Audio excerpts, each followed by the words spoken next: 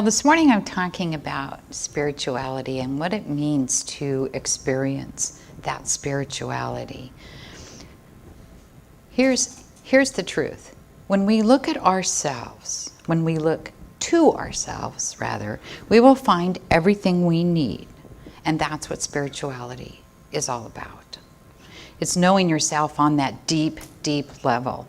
It helps us assist in letting go of fear as we move more into that idea of love and empowerment and compassion. It also opens our awareness so we can make higher choices, better choices, allowing for a more loving, positive life experience. And this way of being eventually becomes effortless. And it becomes effortless because with practice, we become in sync with our emotions. We become in sync with our true selves, our God selves, as well as our environment. A spiritual life grants us the ability to own who we are, and to do that without resistance and without judgment. Only then can we move away from criticizing not only ourselves, but others as well, because we're reaching toward our highest expression, our highest potential. And as a result of moving through that transformation, we're empowered to easily adjust those parts of ourselves that maybe aren't creating the reality that we want to create. Our traditional society does not supply or teach us these type of skills. It's only via that know thyself quest that we can truly, truly unlock our greatest potential, which includes what? Peace, love, compassion, wisdom, as well as all of the unique gifts that each and every one of us holds so dear. Now, to do that, it takes effort. There's work involved. Sometimes it's a little painful. Sometimes it can be just uncomfortable. However, absolutely worth it in the long run. Jesus taught in parables, and one of my favorite parables that he taught was in Matthew 13. And where he stated, the kingdom of heaven is like a merchant looking for fine pearls. Now, during the time of Jesus, people enjoyed those pearls not just for their beauty, for their monetary value as well. And so these merchants would search the marketplaces worldwide looking for pearls of great beauty. Now, what I find interesting about that is the pearl itself actually begins as an irritant. A sand, a pebble, a parasitic organism gets inside that oyster shell. And in an effort to reduce the irritation, the oyster coats that intruder with layers of this solid, really thick, slick material. And from that material, the pearl is formed. Now, since the oyster can't get rid of the irritation, what did it do? It changed it into something valuable.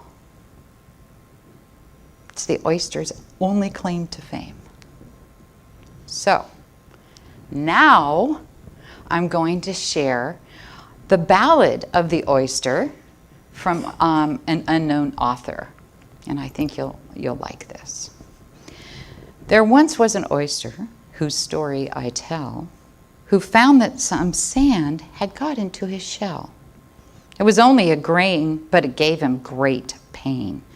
For oysters have feelings, although they're so plain. Now, did he berate the harsh workings of fate that had brought him to such a deplorable state? Did he curse at the government, cry for election, and claim that the sea should have given him protection? No, he said to himself as he lay on a shell, since I cannot remove it, I'll try to improve it.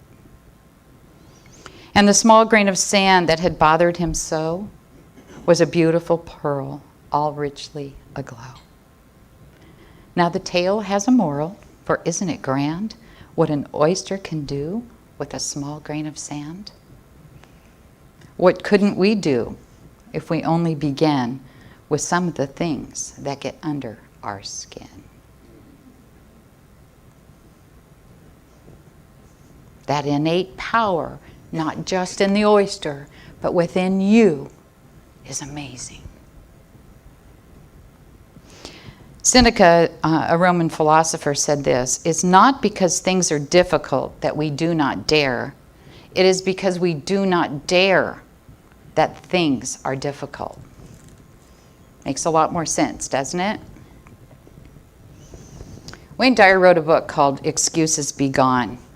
And it's about moving beyond our irritations, creating something valuable, speaking very loudly to that personal power that we all have within us. The whole idea of this book is to recognize the reasons that we use for not doing or being or having all that we want or desire. Those things are all excuses, not reasons at all. So he broke that down into 3 categories of excuses so we can get rid of them, so we can really diminish those ideas and change our thought process. The first one is about genetics. I can't change my biology, it runs in my family. Well, doesn't that idea just give you a sense of powerlessness? According to research done by Bruce Lipton and Greg Braden, as well as many others, that idea, that belief is being challenged. Lipton's research tells us that life is not controlled by genes, rather our genes are merely blueprints. Still at choice, right? Braden's experiments reveal that we're immersed in this field of intelligent energy and that field responds to us. It rearranges itself, actually, in the presence of our heart-based thoughts and beliefs. Now, that's really something to think about, isn't it? And something that I would invite you to research if you're interested in. There's a lot of research on those things. Second category that Dyer speaks about is mimetics or memes. A meme has absolutely no physical properties. It's a thought, a belief, an attitude in your mind, and it can spread to and from other people through our thought processes, through our sharing. Transforming that idea, attitude, or belief to others is mental. That's all. My family made me the way I am. I can't change it. I mean, we've all heard these things, right? Maybe, dare I say, even said them. My childhood experiences formed who I am. I have no control over my low self-esteem. I'm stuck in the place I am because of someone else's behavior. And on and on and on. We've all heard all of those things. And then thirdly, he speaks about our 2 minds, our creative consciousness and our subconscious mind. The subconscious mind is habitual. We know that. We tell ourselves sometimes we have no control because it's in my subconscious. Well, it's a habit. What does that mean? That means it can be changed. We don't get that excuse.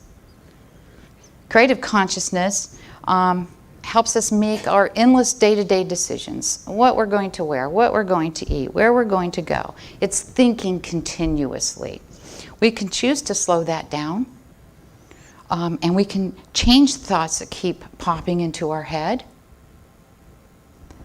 We can do that through meditation. We can do that through prayer. We can do it through affirmations, a number of ways, just by catching ourselves. Our habitual mind takes over when we choose to ignore our conscious beliefs and we continue to act in ways that we've been programmed to. That's about not being present right here and right now in the moment. The excuse that we like to use, we as a society, is it's programmed into my subconscious mind and I can't get rid of it. It's stuck there. It's not the truth. It's not the truth. You have a choice. Those excuses are how we give away our personal power. I mean, how many times have we said, I can't because someone else said, or because someone else did? I would, but. If things were different, I would, blah. Those are the things that we want to let go of, because that is draining our personal power. Ralph Waldo Emerson, in his essay on self-reliance, says this: speak your latent conviction, for always the inmost becomes the outmost. As within, so without. We want to trust our higher selves. Trust that our heart is being guided by the divine that lies within. Trust that gleam of light, that thought that runs across your mind. Know that that's the divine guiding you, directing you toward your highest and your best good. We all know that our thoughts, our words, and our emotions create our reality. When you recognize that it's not the circumstances that determine how your life can be, that it isn't another person telling you what you can and cannot do, limiting you, instead everything is coming from inside of you, then you can choose your experiences by declaring your intention and holding fast to that conviction, to your intention. You make your life happen. The power is within you to create the world that you see. It's not the world outside that gives you the power to be who you want to be. Everything is coming from within. And every single one of you has that power. You are not any more or any less than any other spiritual being on this planet. Every single one of us is indeed that same divine being with the power to create our own experiences. We do that by putting our intention out into the field of what Deepak Chopra calls pure potential. All things are possible.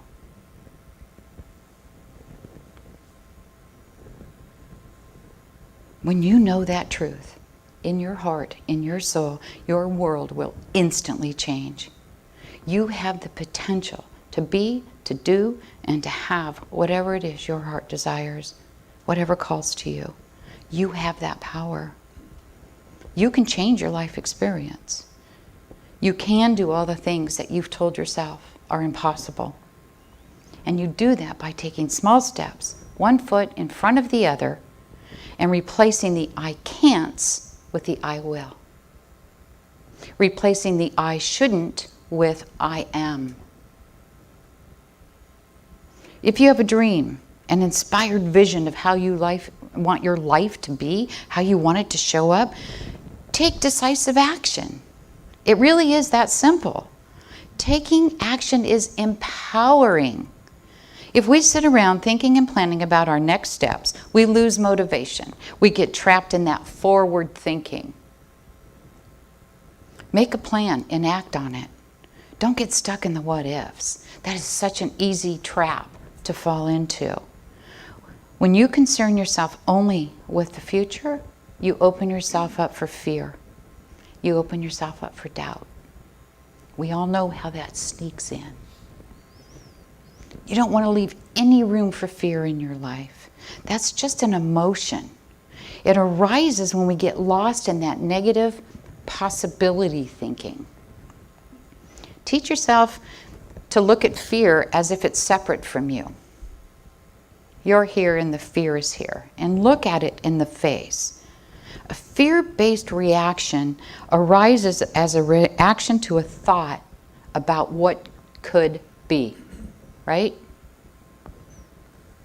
If an emotion of fear arises in reaction to a thought that you have, not to anything concrete, then by its very nature, it's unfounded and irrational.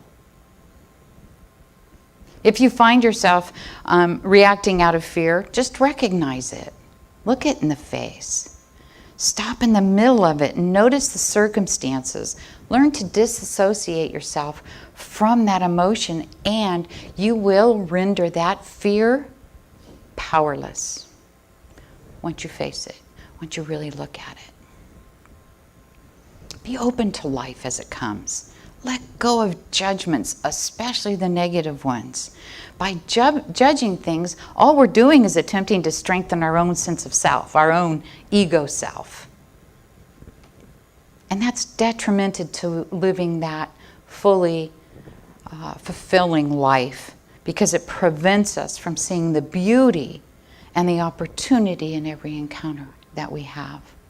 So shift your perspective to one in which you do recognize the beauty, the opportunities, and the circumstances in front of you.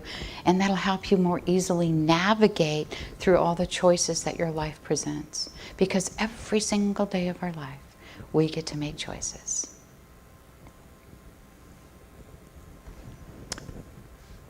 The present moment is our single moment of power. It is that one moment in which we can impact our lives any way we choose. Now. And there are two ways that we can utilize that single moment to exercise our power, to experience that well-being. One, we can adopt a perspective, a positive perspective about our circumstances, no matter how it's showing up, no matter what it looks like. And two, we can take action to change those circumstances. We take an action in this moment to affect those changes. And those two acts of power are not mutually exclusive.